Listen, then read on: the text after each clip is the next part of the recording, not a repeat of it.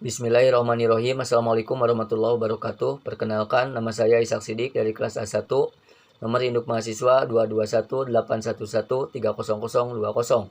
Bapak dosen yang saya hormati, saya memohon kepada Allah Subhanahu wa taala semoga Bapak dan keluarga juga seluruh para sivitas akademi Yayan Senurjati berada dalam kesehatan, kesejahteraan, keberkahan ilmunya. Amin ya Allah ya rabbal alamin.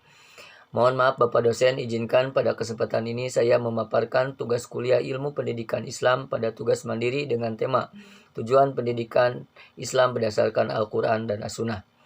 Pendidikan adalah usaha sadar untuk menyiapkan manusia melalui kegiatan bimbingan pengajaran atau latihan untuk peranannya di masa yang akan datang.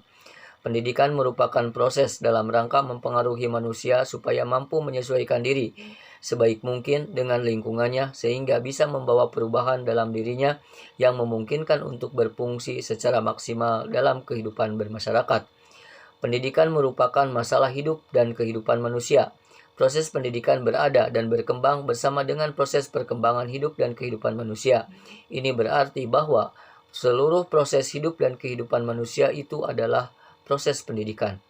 Pendidikan manusia dilakukan selama kehidupan manusia itu sendiri, mulai dari alam kandungan sampai lahir ke dunia.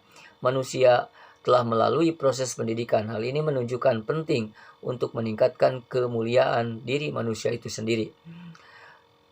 Dasar pendidikan menurut Al-Quran.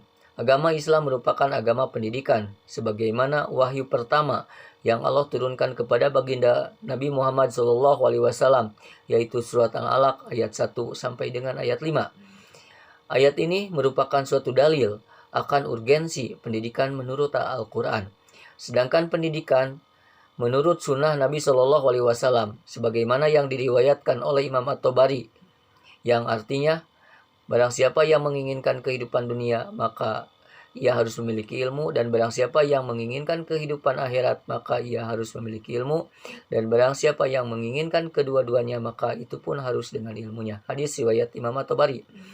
Sedangkan tujuan pendidikan yang terkandung dalam Al-Quran adalah untuk mengembangkan potensi manusia seoptimal mungkin untuk dapat difungsikan sebagai sarana bagi pemecahan masalah-masalah hidup dan kehidupan, pengembangan ilmu pengetahuan dan teknologi, serta budaya manusia, dan pengembangan sikap iman dan takwa kepada Allah Subhanahu wa taala.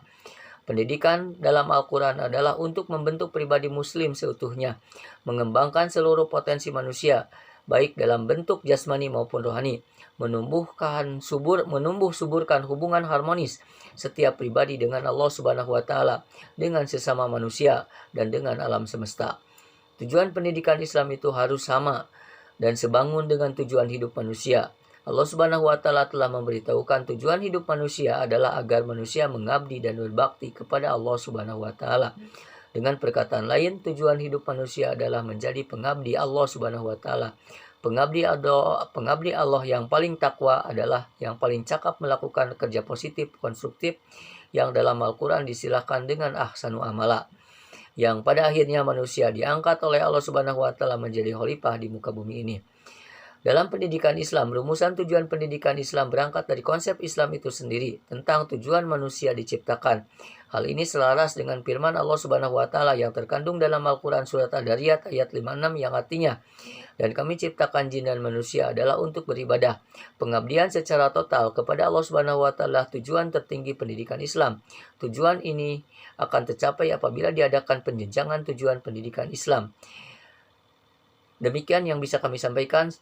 Mohon maaf atas segala kekurangan. Mohon bimbingan serta arahannya. Assalamualaikum warahmatullahi wabarakatuh.